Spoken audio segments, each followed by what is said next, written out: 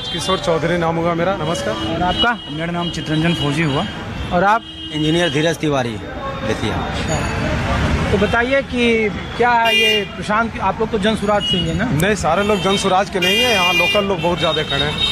अच्छा, सब political party के लोग नहीं हैं। तो ये बताइए कि जो संजय जायसवाल ने इस पुल को लेकर या पेट्रोल पंप को लेकर या प्रशांत किशोर पर जो आरोप लगा है कि बेनामी कंपनियों से चंदा ले रहे हैं, अपने खर्चे का विवरण दें, तो ये सब इसको लेकर के क्यों नहीं जवाब दे रहे हैं? देखिए, हम आपसे बताएं, ये जहाँ तक ओवर ब्रिज की बात रह गई, तो ओवर ब्रिज का जो साइज था वो तो बिल्कुल खोद कर दिया गया है, जिसके कारण डेली बाई डेली यहाँ एक्सीडेंट होया करता है। जब टर्निंग पॉइंट पे जाइएगा तो वहाँ जगह नहीं है, सामने से कोई बाइक लेके आता है, इसके बाद इधर से कोई 4 व्हीलर लेके आता है, डेली बाई डेली वहाँ एक्सीडेंट हो रहा है। ये बताने की जरूरत नहीं है, ये सब दिख रहा है, ठीक है।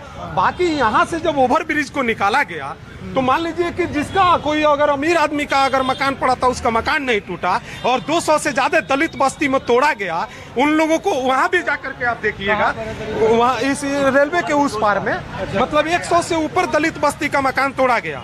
वो गरीब व्यक्ति लोगों को किसी को मुआवजा नहीं दिया गया, ठीक है। और अपना बचाने के चक्कर में ओवर ब्रिज का जो साइड है बिल्कुल खोद कर दिया गया, जिसके चलते आए दिन यहाँ पे एक्सीडेंट होया करता है। तो एक्सीडेंट जिसका हो जाता है, जिसके घर के मतलब जो वारिस है वो समाप्त हो जाता है, उसको पूछने कौन जाता है। हम लोगों का ये मुद्दा था कि मान लीजिए कि वहाँ पे जो दलित लोगों का मकान तोड़ा गया, उन लोगों को मुआवजा मिलना चाहिए था। और कानून सबके लिए एक समान है कि नहीं है? कानून सबके लिए एक समान है। अगर यहाँ नहीं टूटा तो वहाँ किसी गरीब का मकान भी नहीं टूटना चाहिए था, लेकिन वहाँ मकान तोड़ा गया और यहाँ बचा करके ओवर ब्रिज का साइज जो है वो एकदम बिल्कुल खोद कर दिया गया, जिससे आए दिन यहाँ पे एक्सीडेंट होया करती है। अच्छा, जो मुद्दा प्रशांत किशोर या जन सुराज उठा रही है, जी जी, उसका आम लोगों में असर है, वो वोट में तब्दील हो पाएगा? देखिए, निश्चित हम कहने का मतलब है, जन सुराज के सूत्रधार जो प्रशांत किशोर जी हैं, वो ऐसे ही किसी पे उंगली नहीं उठा रहे हैं। उनका टोटल खाका निकाल करके रख रहे हैं, उसके बाद उंगली उठा रहे हैं। अगर आप बता रहे हैं कि हम कहीं से चंदा हमारी पार्टी ले रही है, किससे ले रही है, तो उसका प्रमाण दिखाइए, और नहीं तो आप अपना प्रमाण देखिए। नहीं, वो तो कह रहे हैं कि जिस सांसद का उन्होंने नाम लिया सार्वजनिक तौर पर, बोला कि उन सांसद का तो राम सेतु से कोई संबंध ही नहीं है। 14 करोड़ रुपया जो कंपनी दी है उसका कुल पूंजी ही है, जितना उसका घाटा नहीं उतना वो चंदा कैसे दे सकती है?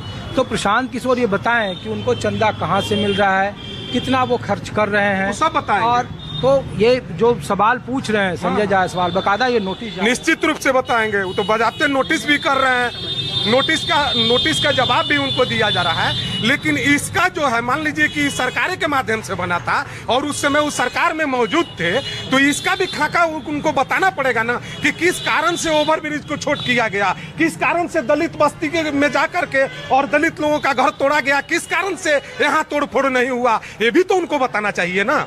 विधानसभा में असर होगा इसका? जी, विधानसभा चुनाव बहुत ज्यादा असर होगा, बहुत ज्यादा असर होगा, बहुत ज्यादा असर होगा। पता है बीजेपी का गढ़ है, 4 बार से तो लोकसभा सीट, यही तो अब नहीं चलने वाला है। यही तो कमी है कि अब सारे हमारे बिहारी युवा साथी जो हैं, ये सब समझ चुके हैं कि वोट है बिहार का, अब फैक्ट्री गुजरात में लगेगा, नौकर बिहार के लोग बनेंगे और मालिक गुजराती होंगे। अब सारे बिहारी के युवा साथी समझ गए हैं, अब ये नहीं चलने वाला है। आप सबसे पहले पूरे बिहार में ओवर ब्रिज बना हुआ है। यह दुर्भाग्य है कि बेतिया के छावनी ओवर ब्रिज है, जिसका टर्निंग जो है 90 डिग्री पे है, और यहाँ पे बड़ी गाड़ियाँ जो है, कोई भी बड़ी गाड़ियाँ जो है एक बार में नहीं घूम पाती है, 2 बार 3 बार ड्राइवर को बैक करना पड़ता है, जिस कारण से घूमती है। और आए दिन 2 दिन 5 दिन 7 दिन 10 दिन पे यहाँ एक्सीडेंट ओवर ब्रिज पे हो ही रहा है। 12 जो है 25 में उद्घाटन हुआ है, फिर आकर के रेलवे मिनिस्ट्री द्वारा उद्घाटन किया जा रहा है। एक ओवर ब्रिज का 2 बार उद्घाटन होता है, उसके बावजूद भी प्रॉपर ओवर ब्रिज नहीं बनता है। ओवर ब्रिज टूटने लगा, ओवर ब्रिज पे पानी लग रहा है, जगह जगह गड्ढा बन गया, और साइड नीचे अप्रोच रोड का तो बात ही हटा दीजिए। आप पूरे अप्रोच रोड में आए होंगे तो देख लीजिए, आगे रेलवे गुमटी के पास देख लीजिए क्या स्थिति है। यहाँ मुख्य कारण है एक्सीडेंट।